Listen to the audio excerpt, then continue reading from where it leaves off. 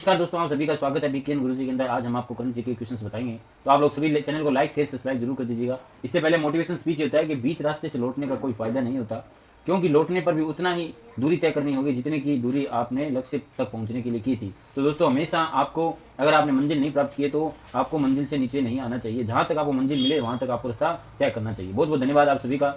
सबसे पहले दोस्तों क्वेश्चन आता है कि संयुक्त राष्ट्र दिवस कब बनाया जाता है। दोस्तों बताइएगा, ये संयुक्त राष्ट्र दिवस है, ये क्यों बनाया जाता है और कब बनाया जाता है। ये दोस्तों जो संयुक्त राष्ट्र दिवस है, देखिएगा दोस्तों 24 अक्टूबर को बनाया जाता है, यानी इसका राइट आंसर रहेगा वो रहेगा सी आंसर, इसका सही है। 24 अक्टूबर को संयुक्त राष्ट्र दिवस मनाया जाता है, देखिएगा दोस्तों।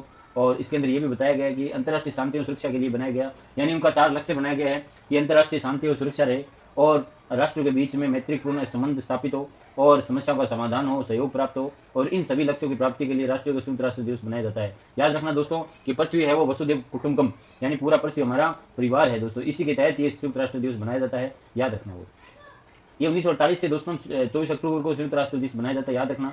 और ये शांति और विकास और अधिकारों को संरक्षण करने के लिए इसका बनाया गया है, और अभी 1971 तक ये राष्ट्रीय स्तर तक पहुंच चुका था। ये आपको याद रखना, 24 अक्टूबर को संयुक्त राष्ट्र दिवस मनाया जाता है। और दोस्तों आप ये बताइएगा कि वायु सेना दिवस कब बनाया जाता है, कमेंट में जरूर कर दीजिएगा, वायु सेना दिवस कब मनाया जाता है। उसके बाद में दोस्तों आप आज एक और नया क्वेश्चन आपको बता रहे हैं कि 54वां अंतर्राष्ट्रीय फिल्म का जो महोत्सव हुआ था वो कहाँ हुआ था। दोस्तों बताइएगा, Abu Dhabi, Goa, Tokyo, New York. दोस्तों आप लोग सब जानते हो कि इसका जो अंतर्राष्ट्रीय महोत्सव है वो अपने गोवा के अंदर हुआ था। बहुत बहुत बड़ा क्वेश्चन है दोस्तों।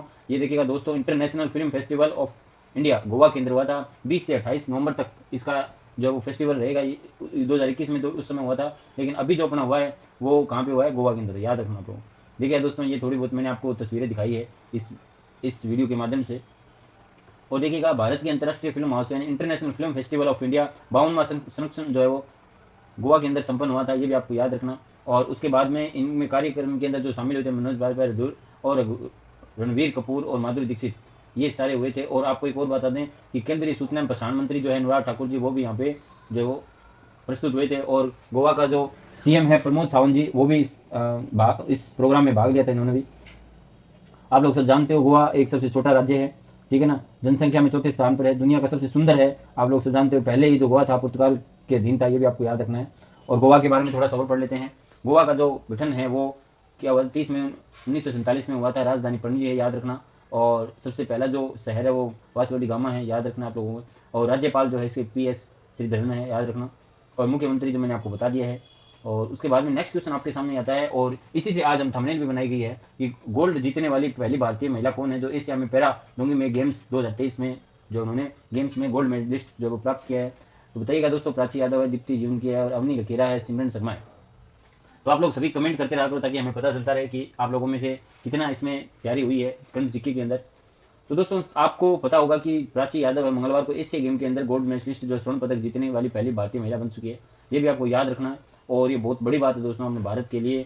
और ये देखिएगा प्राची जो है वो आपके सामने फोटो में प्रस्तुत हुई है, ठीक है ना। और उसके बाद में प्राची यादव है वो वुमेन में, और मैन के अंदर मनीष जी है, ध्यान रखना आपको, ठीक है। ये अपने देखो प्राची है, प्राची यादव ने जीता है गोल्ड मेडलिस्ट, ये भी आपको याद रखना है, ठीक है।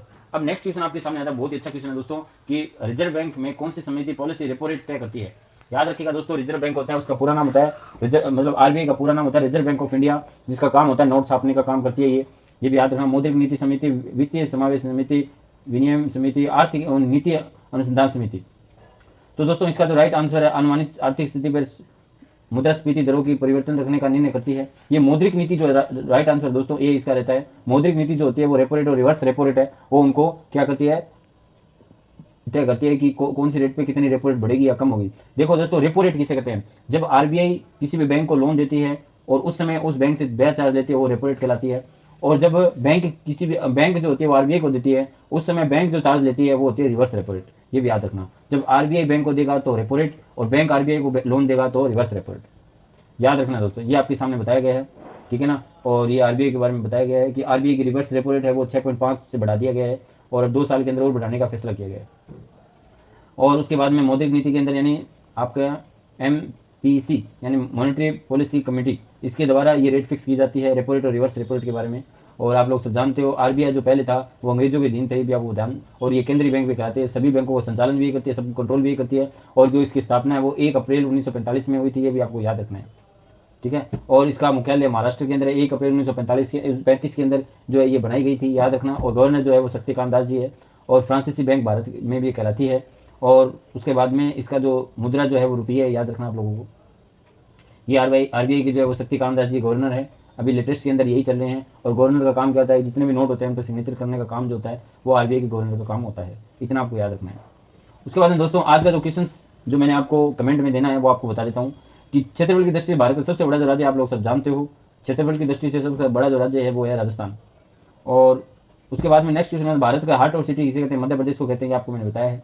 अब ये क्वेश्चन आपको बताना है आज का है, बिलिंग पर किस कंपनी को चुनौती देने के लिए विभिन्न भारतीय कंपनी और स्टार्टअप के साथ में 40 सदस्यों का टास्क फोर्स गठन किया है। दोस्तों आंसर बताइएगा, पेटीएम है, गूगल है, अमेजोन है और सेव है। देखते हैं दोस्तों आप में से सबसे पहले कौन बताता है। अगर जो भी आप इसमें कमेंट बताएगा तो अब नेक्स्ट वीडियो में उसका हम नाम बताएंगे कि इसने सबसे पहले ये आंसर दिया है। तो दोस्तों बहुत बहुत धन्यवाद, आप लोगों ने सबसे अच्छा ये वीडियो देखा और आपने लाइक शेयर सब्सक्राइब भी जरूर कर दीजिएगा दोस्तों। बहुत बहुत